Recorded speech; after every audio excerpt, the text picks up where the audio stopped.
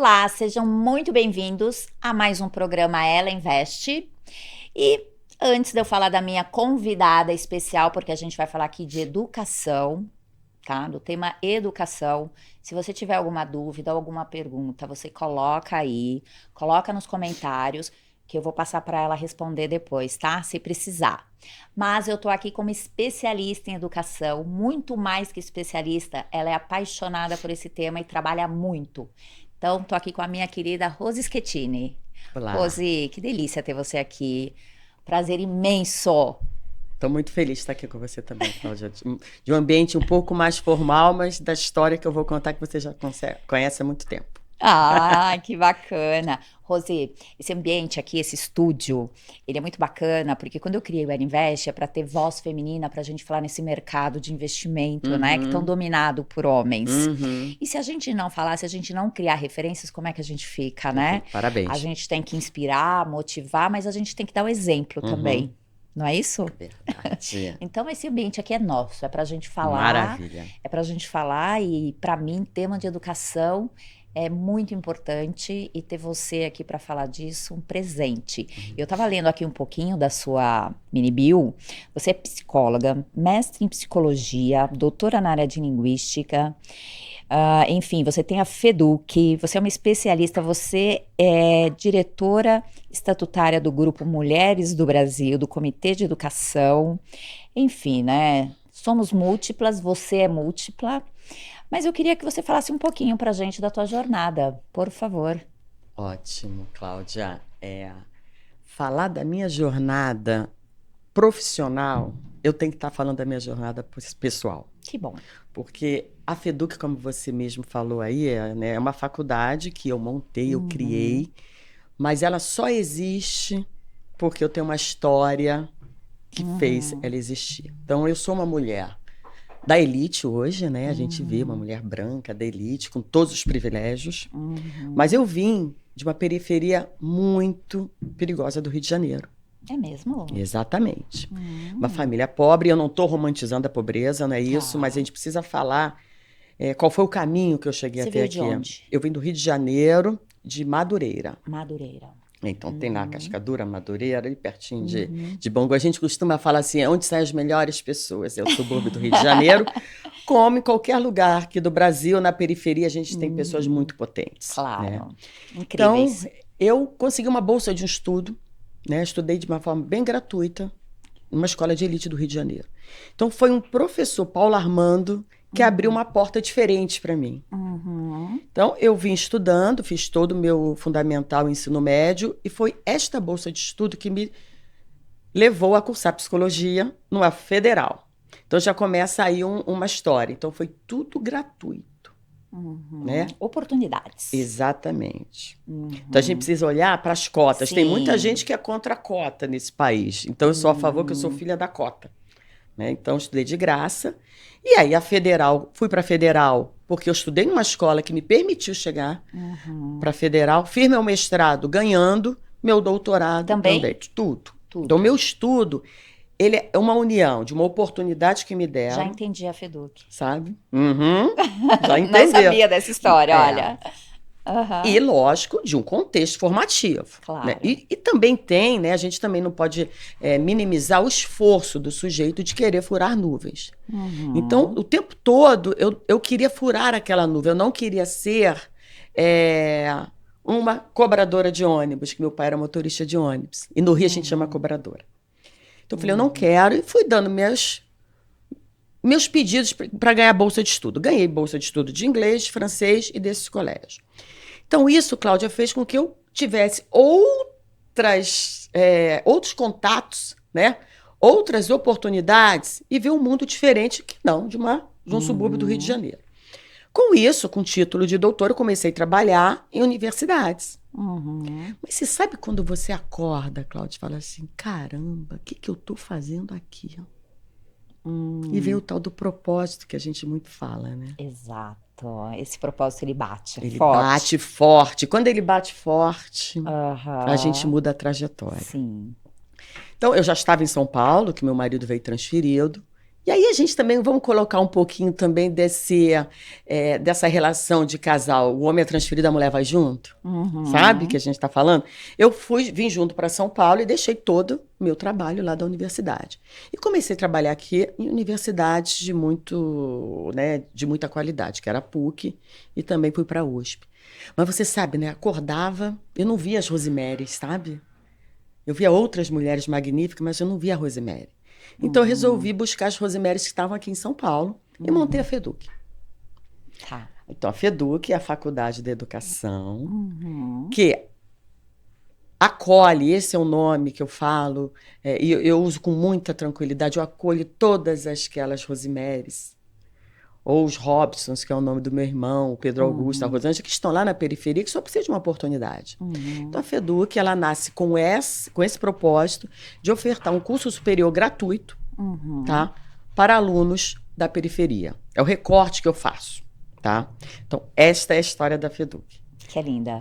É linda, é doída. Sim. E eu faço um papel que eu acho que eu não deveria fazer. A visão da FEDUC é um dia deixar de existir, tá? Para que essas pessoas que estejam nesse espaço possam escolher ou ir para uma USP, ou ir para uma PUC, ou ir para uma FEDUC. Tá. Você entende? Então, que não seja a única opção. Que não seja a única opção. Mas que bom que tem FEDUC, né? Que bom que tem FEDUC. E hoje, quais são esses números da FEDUC? Quantos formandos você já teve? Como é que tá isso? Porque é realmente um trabalho, né? É um trabalho muito profissional, é um trabalho de amor, né? Que eu acho que tudo que a gente faz com amor é muito mais fácil. Eu já formei 600 alunos, mas vem a parte triste. Veio a pandemia, que acabou com muita coisa, acabaram com vidas, com formação. Então, a gente teve que dar uma parada. Eu formei esses alunos, né? No finalzinho, já estava todo mundo quase formando, mas ainda faltava um semestre e meio. A gente deu a tal da aula online, né? Um ensino à distância. E, gente, vamos falar a verdade, nesse país, ensino à distância é só para quem tem o conforto do lar, para quem tem uma conectividade em casa. Para quem tem infraestrutura. Tanto lado físico quanto do emocional. E é o básico, né? É o básico. Porque às vezes nem espaço para isso tem, né? Nem espaço para isso tem. E a gente via isso nas telas. Olha só. Então, o que a gente resolveu a FEDUC fazer? Vamos formar sabendo que a gente não formou bem. Não dá para mentir. Tem gaps. Tem gaps aí. Mas, enfim, não dava para trabalhar tudo. Imagina, um celular, imagina ler um texto de filosofia nesse celular, de noite, depois de você vir pro trabalho. Pelo amor de Deus, né? Então, agora, a FEDUC deu essa parada, né? Formamos 600 alunos e a gente teve que expandir um pouco mais o projeto. Então, esses alunos agora, voltamos pro presencial, né? Eles têm uma bolsa de estudo e, além de tudo, uma bolsa permanência. Olha. Eles vão ganhar para estudar. E aí que vem a crítica, né, de um determinado grupo que fala na minha cara, mas além de dar de graça, você ainda vai dar um dinheiro? Né? Tem pessoas que criticam essa forma, né? E eu falei, sim, por quê? Porque esses alunos que estudam de noite, que estudavam de noite na FEDUC, Cláudia, estavam no supermercado, trabalhando no RAP, em obra. E vale a pena a gente voltar que é a Faculdade da Educação. Então, nosso curso é para formação inicial de professores. Sim. Você imagina você formar um professor que não fez prática, que não fez estágio. E que nem tem tempo para isso. Não pode nem sonhar mais, né? O sonho é distante, né? Exatamente. Que em determinado momento vai ter que até fazer alguma opção ali, né? E sempre a opção é não fazer estágio. E não estudar. Porque precisa ganhar dinheiro para pagar as contas. Exatamente. Mas eu vou te falar uma coisa. Eu também tive uma infância onde eu estudei em escolas... não foram escolas particulares, eu estudei em escolas do governo, né? E quando eu estava na faculdade, a primeira faculdade que eu fiz... Chegou um determinado momento que eu não conseguia. Eu quase pensei em desistir. Porque eu trabalhava tanto. Era tanto sacrifício... para mim, porque assim, deixar de trabalhar não era opção, porque eu tinha que ajudar em casa. E aí? E aí, como é que a gente faz? E aí? Assim, foi com muito sacrifício, sabe? Então, quando você fala isso, me remete àquela Cláudia lá de trás, que também, sabe, ia de ônibus, de metrô, ia pro trabalho, saía do trabalho, pegava metrô, chegava na faculdade, cansada, Uhum, estudava, que naquela época era só presencial, uhum, né? uhum. E, e eu acho que o que fez diferença para mim foram professores, Perfeito. porque os professores percebiam quando eu estava cansada. Uhum, Os professores percebiam que eu estava cansada ou quando era preguiça, sabe? E os preguiçosos vão saber uhum, também quem uhum. estava exausto ali, né? E eu acho que alguns professores, eu não lembro nomes, mas eles falaram assim: nossa, você não pode desistir. Assim como você tem vários, mas você vai conseguir, né? Descansa no final de semana. Sabe? Dava uma aliviada, Exatamente. assim. Uhum, Então, críticas você vai ouvir, mas não uhum. desiste. Porque, você Jamais. sabe, uma palavra que às vezes a gente escuta, se Uhum, colocar no lugar dos seus alunos, e eu me coloco nesse uhum. lugar, sabe? Ter alguém te apoiando, É. isso dá uma motivação pra gente Dá. diferente. Mas olha só, ela investe, né? Então a gente investe o tempo com essas Exato. pessoas. A Uhum. gente investe todo o conhecimento para essas alunas e alunos. E aí vamos agora fazer uma outra parada. Então a gente está falando aqui de uma história, né? A gente Uhum. está falando de fatos. Né? Você mesmo já falou, Sim. Rose, educação realmente é o que muda, né? Você está E aqui por todo conta mundo desta fala educação. isso, E né? todo mundo está falando Concorda, isso. não necessariamente faz, né? Aí eu te pergunto, por que a gente concorda, por que a gente sabe e a gente não se une para fazer algo diferente? Porque a FEDUC tem aquela história, um mandorinha não faz verão, Exato. tá? E aí quando a gente vai olhar para os números, Cláudio, é assim, 74% dos alunos, dos estudantes que fazem curso superior em licenciatura e pedagogia, quase todos esses cursos são noturnos. Vamos começar a pensar. Não, o curso noturno não forma. Eu estou falando porque a minha instituição, com toda a criticidade, com toda a vontade de fazer, com todo o conhecimento, a gente não conseguiu, porque tem um gap muito grande da escola pública. E a Uhum. maioria dos alunos que cursam pedagogia, Eles eles vieram. vêm dessa escola. Uhum. Então, 3.200 horas para dar conta de um gap e também formar tecnicamente a profissão. Gente, não fecha a conta. Hum. E o mais preocupante é que esses cursos estão lotados. O número de matrícula é absurdo. E vem todo mundo falar educação que resolve o problema do país. Então, eu tenho aqui, a gente não tem a bala de prata, lógico, mas a gente também precisa entender que ou a gente dá um curso de formação inicial de professor de qualidade, e de qualidade, quando eu falo, é tirar o gap da Não é só educação básica. número. Não é só número. Não pode ser, Não né? adianta falar Não que pode ser educação não ainda, né? Se a pode. gente está falando que é a base, né? É E que é a lógico, é necessidade, e lógico. que é o que vai, enfim, movimentar. E aí, esses estudantes que saem desse curso mal preparados por diversos fatores, que tem o gap da educação básica, precisa Uhum. trabalhar, está com o Pires assim na mão. Não faz o estágio, porque o meu trabalho de pós-doutorado está aprovado, não faz estágio. Uhum. E é louco, porque não faz estágio? Porque eles estão trabalhando de manhã, a escola está aberta de manhã, como é que vai fazer o estágio? Então a gente está formando muito mal por conta desses fatores. Eu não estou falando de competência do professor que está formando o aluno. Eu estou falando desses fatores Uhum. extra Uhum. ambiente formativo que afeta. Não faz estágio, porque o estágio tem que ser de manhã, mas tem que trabalhar também no hospital. Não estuda porque fica cansado, você mesmo falou. Chega Uhum. muito cansado. Como é que a gente forma esses professores para retornar para dar aula na educação básica pública? Vai defasado, defasado continua. O que mais me impressiona é quando eu falo isso com vários especialistas, a resposta é: ah, mas isso a gente sabe E ninguém faz nada. e ninguém faz nada. Uhum. Quer dizer, a mudança vem do incômodo. E se É, as pessoas não estão incomodadas, não vão se mexer, não vão se Rose. mexer. E aí, como que é a voz da Rose, por enquanto, nesse eco todo? Como que Então, você, qual que é a tua ação para que isso não seja só eco, para que então, isso seja uma transformação? ótimo. Enquanto a gente estava com a FEDUC Uhum. noturna, fazendo uma pesquisa se a formação era possível noturna, eu estava muito só, porque foi um investimento muito da família financeira, a gente não tem Uhum. parceria. Uhum. Porque uma vez se tratando de um projeto para verificar né, a causa, eu não podia pegar parceiros. Então, agora, a gente vai fazer esse integral. Mas esses alunos vão ficar o dia inteiro Mas isso na a escola. partir de quando? 2024. 2024 É. já. Então você já está com o processo seletivo. Já começa o processo seletivo em janeiro. Tá? Para isso, eu quero montar uma coalizão, Cláudia, porque eu sozinha também não vou conseguir. Coalizão, realmente de... Mas você vai precisar do governo também. Você vai precisar do público e do privado aqui. O governo, a gente só vai chegar no governo para falar, olha, tem uma política pública aqui que a gente quer implementar. Isso. Porque a gente precisa mostrar dados, tá? Se bem que o governo agora está maravilhoso, ele está olhando para esses cursos de ensino à distância. Mas ele está olhando, mas ele está olhando para ver a qualidade. Tá. Né? Essa foi a discussão da semana. O ministro falou, vamos ver a qualidade de formação desses cursos EAD, porque Priscila Cruz, do Todos pela Educação, também falou, a maioria do curso de pedagogia, de licenciatura, é à distância. Aí eu te pergunto, ensinar à distância pode ser até fácil. Difícil a gente garantir o aprendizado à distância desses alunos.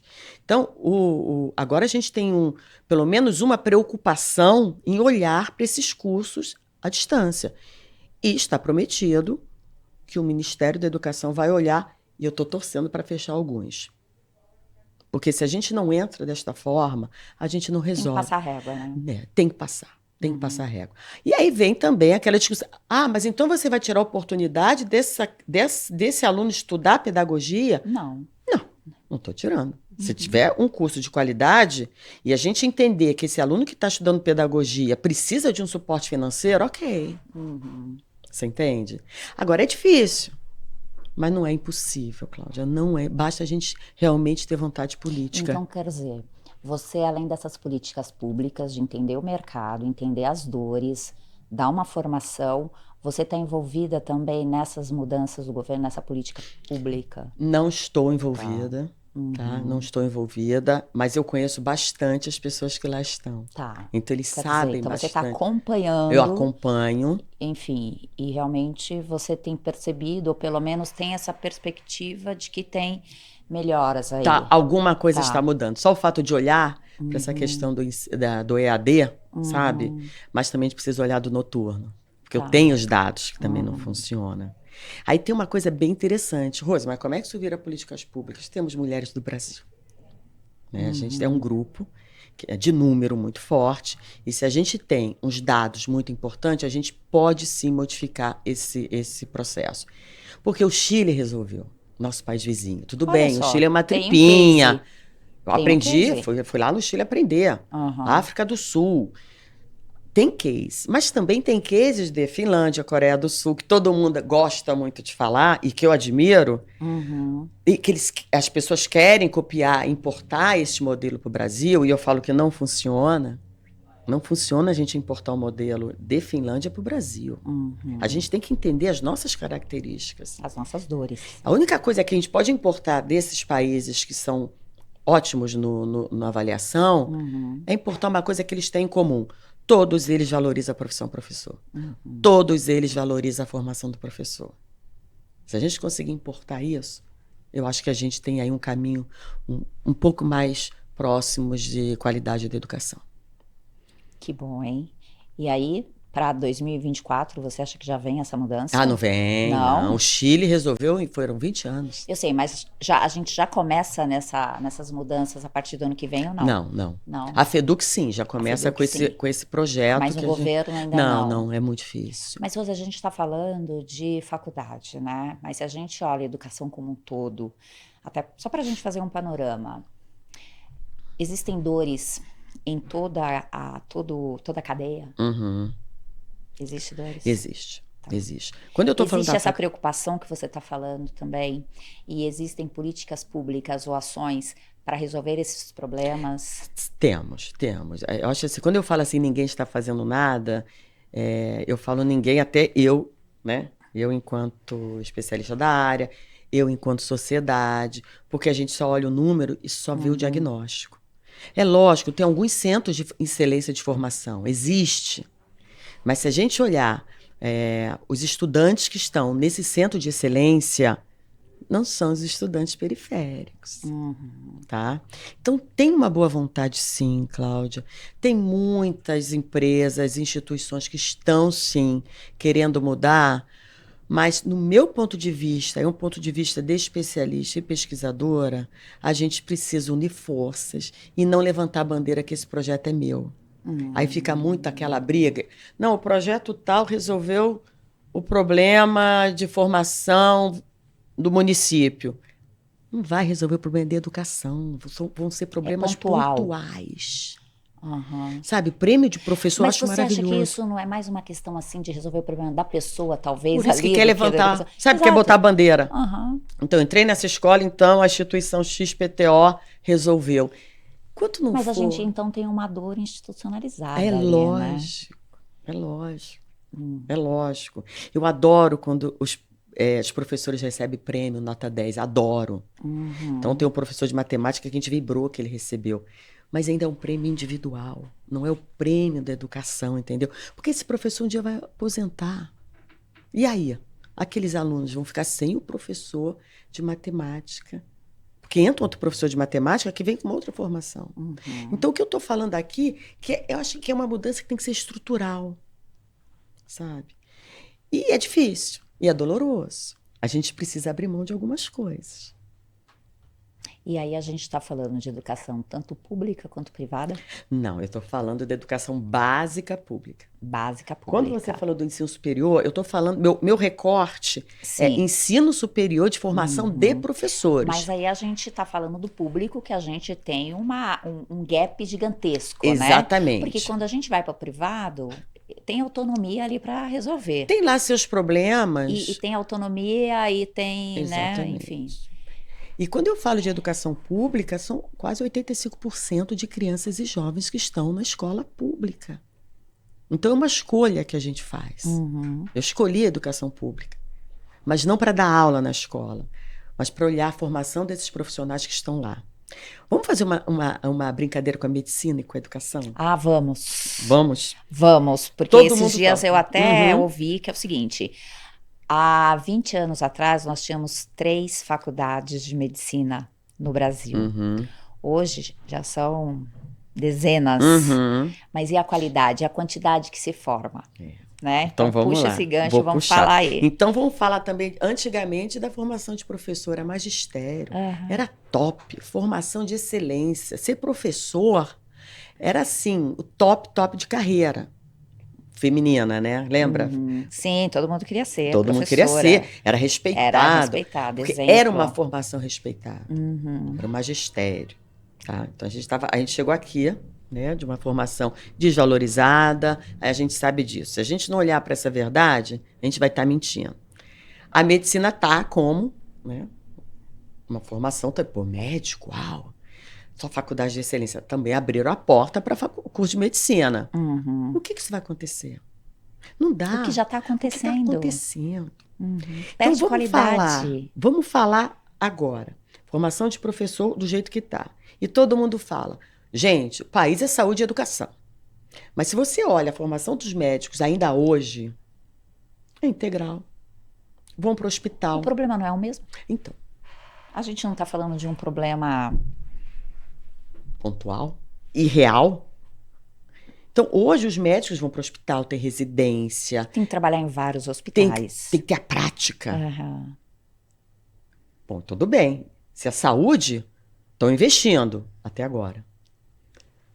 Na pedagogia, ninguém olha. No curso de licenciatura, ninguém olha para a formação de professor como se olha para a formação do médico. Não tem prática. E eu estou falando aqui de uma pesquisa que eu fiz autorizada. Estou autorizada. Fiz esse pós-doutorado na Fundação Carlos Chagas. E os alunos do curso falam assim, professor, a gente não faz o estágio. E o que eu estou falando aqui é sério. Não é mentira. E o que mais me deixa triste é que todo mundo sabe disso. Então, o que pode acontecer com a medicina? Estão abrindo portas. Talvez a prática vai ser num boneco de cera. Aí eu te pergunto, Cláudia, você iria fazer uma cirurgia com um médico que não teve prática? Não. Nem levar minhas filhas. É lógico. Uhum. E com o professor é a mesma coisa. Por isso que ninguém está levando o professor. Os alunos não estão indo. Os alunos de elite não vão para a escola pública. Gente, a escola é pública, é nossa. mas não vão, porque sabem que é o professor que está lá que não teve prática. Esse é o grande Não é problema. preparado. Não é preparado. Aí o que a gente faz enquanto sociedade? Vai criando instituições particulares, muito caras, que acha também que vai dar conta, porque não é porque a cara é boa, Exato. né? Eu acho assim, a gente tem água aqui, né? A educação devia ser assim, água. Aí vou comprar aquela água lá daquele bairro que é melhor do que do outro. Educação, o ideal da educação é assim, você botar tua filha e teu filho do lado da tua casa. Não precisar usar um carro para ir numa escola que é cara, que é bonita, porque tem um marketing maravilhoso. A educação, ela tem que ser para todos mesmo, não só apartado, né? A escola pública está apartada de um bairro de elite ou da elite. Estamos divididos. Por isso que eu falo, a minha luta é pela educação básica pública. Que bacana, que luta, hein? É. Não desista, hein? Jamais. Por favor, jamais. Mas depois desse Jamais. programa aqui, eu acho que vai todo mundo querer ajudar a FEDUC. Claro, e vamos. Já estamos, viu? Já estamos. E dentro do Grupo Mulheres do Brasil, você lidera o Comitê de Educação também. Uhum. Quais são as ações, ou as principais ações que você lidera ali? Uhum. E como isso gera transformação em massa? Maravilha. Isso, dentro do grupo, a gente demorou bastante enquanto líder do Comitê de Educação, porque são várias pessoas querendo ajudar a educação. O Brasil tem muita gente querendo ajudar. Se não todos, né? Se você convidar uma pessoa que quer ajudar a educação, Qualquer um tem alguma ideia sobre educação, né? Exatamente. E lá no grupo não foi diferente. Então a gente foi aprendendo, né, o caminho das pedras. Em determinado momento, nossa mestre maior, Luiz Helena Trajano, ela tem aquela frase: a gente precisa olhar a ponta. Vamos ouvir o que o professor quer. E isso eu também fiz a relação com Unidos pela Vacina. A gente olhou os municípios, o que estava faltando lá, de freezer, geladeira. Exato. Aí a gente foi olhar a ponta. Qual é a grande ação nacional agora? Tem o Conselho Municipal de Educação, tá? Que é um espaço extremamente importante para a educação, porque é ali que se discute o município. A gente está pleiteando 2 assentos nos Conselhos Municipais de Educação. Então, a gente quer uma mulher titular em cada município, no Conselho Municipal de Educação, e uma suplente. Quantas já temos hoje? A gente, em menos de 2 meses, a gente já conseguiu 11. 11? 11. Então, a gente tá... A meta? A meta é todos os municípios. Todos Tudo bem que tem 5.000 município... e tantos, Mas tem município que não tem Conselho Municipal de Educação. Então, a gente ainda vai entrar nesse que tem, porque isso é uma meta do Mas isso plano. é o que 80% dos municípios têm ou não? Eu acho que 80% não, menos. Menos, Tá. Eu tenho esses dados, mas é menos, tá. sabe? E é uma meta do Plano Nacional de Educação. A gente precisa valorizar o Conselho Municipal de Educação, porque um Conselho Municipal de Educação forte fortalece a educação básica do seu município. Poxa, a representatividade é ótima, né? E aí você traz mulheres, não é isso? Mulheres do Brasil sentadas mulheres lá. do Brasil sentadas, porque quer dizer, tem uma base, não é? Tem um propósito ali para trabalhar. Vão ser formadas... Tem uma agenda. Exatamente, para qualificar a discussão do Conselho. Que legal, que bacana. E aprender também com os municípios, né? Porque a gente está aqui no nosso desafio. pedestal. Até falei que a gente ia falar de desafio. Para mim, esse é o desafio. Esse é um desafio. E aí, isso tá te motivando? Como é que você tá eu com entro isso? no estado Porque é de lindo flow. lindo esse projeto. Eu entro no estado de flow, eu vou fazendo. Sabe? Agora mesmo a gente já viu, a Paula vai conseguir uma conselheira municipal em Osasco. Em Osasco, né? Eu acho que talvez essa semana ainda já consegue, né? E também em cidades próximas. Exatamente. Porque acho que essas indicações também, elas ajudam bastante. Sem dúvida, sem dúvida. Então é sobre isso, né? A gente se unir para educação. E não é romantismo, não é nada marqueteiro, sabe? Você conhece o grupo, né? É sempre com a intenção de ajudar o Brasil. Claro, não. A gente conhece, a gente até convida mais mulheres a participarem. Você não quer fazer um convite para as mulheres que têm esse perfil?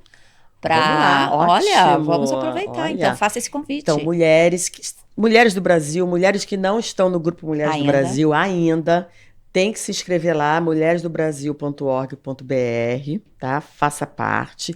E vem conosco participar dessa ação nacional que é fortalecer o Conselho Municipal de Educação, para que a gente aprenda com o município, que tem municípios maravilhosos, com índice de alfabetização da idade certa magnífico, para ajudar a gente a unir forças e fortalecer esse espaço de discussão do seu município. Então, E qual é o perfil dessa mulher?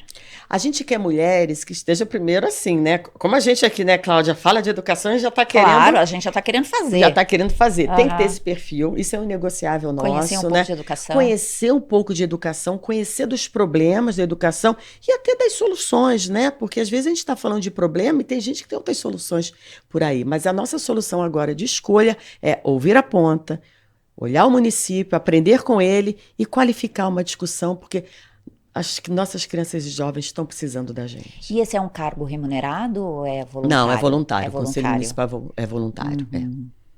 Tá. Então, um projeto imenso aí para colocar mulheres do Brasil nessas funções para ajudar e fortalecer. Exatamente. Entrando, temos isso, tá? Fechamos em um ano, vamos colocar 6 meses, um ano. Como que você acha que consegue transformar, gerar em massa isso? A gente primeiro vai fazer o piloto. Eu quero ter até fim do ano 30 municípios com mulheres do Brasil. A gente vai fazer uma formação, né? Porque precisa saber o que é ser conselheira, né? Não é chegar e entrar, sentar numa cadeira somente por sentar. Até o ano. Não, a gente vai começar a formar em fevereiro. Tá, mas você tá falando que quer ter 30 mulheres até dezembro, até final de novembro. Tá, até esse ano, 30 2023, municípios tá. lá com a gente ocupando Maravilha, espaço. já temos 11. Já temos 11. Aham. Olha, vamos ver, ela investe e vai ajudar a gente, Sim, hein, Cláudia? vamos, a Paula também vai ajudar ótimo. ali. Aí a gente forma, vai criar um piloto, e aí a gente cria a demanda dos municípios, né? Ah, eu também quero, eu também quero, eu também quero. E a gente vai conseguir. Tem uma coisa, quando a gente investe, quando a gente empreende a nossa vida em qualquer outro espaço, tem algo para mim que é muito importante, essa vontade, essa criatividade, tá? Medo a gente tem, mas deixa o medo lá atrás do banco e põe a coragem do lado e a gente vai seguindo, entendeu? Eu acho que assim é um propósito maior, entendeu? Uhum. E se tiver medo, não vai conseguir fazer. Não vai. Nesse caso, não dá para ir com medo. Não dá. Você tem que ir mais com fé, com o coração aberto, né, do que isso. Mas me conta uma coisa, tudo isso, a Rose, e a Rose mãe, família, como que você consegue? Uau, a Rose mãe, família, eu tenho aqui uma história bem interessante, Cláudia. Eu tenho 4 filhos. Já, 4 filhos. Um fez 30 ontem, outro vai fazer 32, 28 e 25. Menina, com essa cara de menina que você tá. E foi assim, sabe trocar o pneu com o carro andando? Ah. Nunca deixei de trabalhar, porque eu não queria. Admiro quem tem a coragem de parar de trabalhar e viver a maternidade, né? A gente sempre fala, mulher tem que fazer o que ela quer. Eu sabia que eu tinha um propósito maior, então eu fui mãe e metade também mulher trabalhadora. Então, ser mãe, para mim, foi uma cura, porque eu era uma pessoa, eu não podia ter filhos. Não? Eu fui diagnosticada com uma mulher infértil. Então, meus filhos, além dos meus filhos, me salvaram, tá? Então, em 1990, eu vou numa consulta e uma médica fala, você não pode ter filho. E era um desejo meu de ter 4 filhos, entendeu? Olha só. Então, ser mãe para mim além de ter Mateus, Samuel, Isabela e Nicolau, é ter assim a certeza de que quando a gente quer, vem alguma, né? Eu não falo quando a gente quer, a gente consegue, não é só querer, né? A gente precisa de ajuda. Claro. Então, eu tinha que fazer ótimos tratamentos e tem Deus sempre nas nossas vidas. Mas você né? estava certa que você ia ser mãe, provavelmente. Estava certa. Aí, É sobre isso. É isso. Né? É sobre isso. É muito mais do que só querer, é realmente você se projetar lá. É muito você mais se que só projetar. querer. E ter rede de apoio, Claro, né? Eu tenho um claro, marido precisa. formidável, pai dos meus 4 filhos. Falou, vamos junto. né? E como é que ele encara a Feduc? Como é que ele vê toda essa tua dedicação para... Ele é do mercado financeiro, né? Ele olha o projeto como algo assim, para ele é muito importante. Ele sempre fala disso, que para ele também é importante. Também, né? É um orgulho, que ele também veio, né? Ele veio do mesmo bairro que eu, né? De uma situação muito, muito diferente. E agora também chegou num patamar muito bom pela educação. Ele estudou no mesmo colégio. Então, ele vê realmente como algo que é importante. Que bacana, que Tudo história. bem que tem aquilo, né? A gente tá naquele país, mas vai ficar até tarde, e as crianças? Isso acontece na nossa vida de mulher ainda, não vão mentir que não, né? Mas a gente foi levando. As crianças, mãe, vai demorar? Vou. Aí o Márcio, vai demorar? Vou. Um cuida do outro aí. Cuida do outro e vamos se junto. Vira, a Luísa fala que ela não teve dor de filho, né? Essa Você frase fala que eu também eu esqueci a maternidade, eu falo. Quando eu viajava com os 4, agora eu lembro. O Márcio falava assim, mas você lembra daquele restaurante? Não, porque eu tinha que tomar conta de 4. Tava lá. É engraçadíssimo isso. Você lembra da bagunça? Eu lembro da bagunça. Você lembra da das brigas. desorganização? Isso. Mas da viagem, assim, é muito difícil eu ter lembrado. Mas a maternidade te ajuda muito nesse processo, né? Exatamente. Porque você vê teus filhos, lógico, seus filhos tiveram uma outra oportunidade, assim como as minhas filhas também Perfeito. têm uma outra realidade, mas eu acho que, assim, tem esse espelho, né? Tem esse espelho. O meu filho, o caçula, mas que tem 25, trabalha comigo na FEDUC. Ah, ele trabalha? Ele achou o propósito. É mesmo? Olha que orgulho. Ele achou o propósito. Ele achou o Aham. propósito.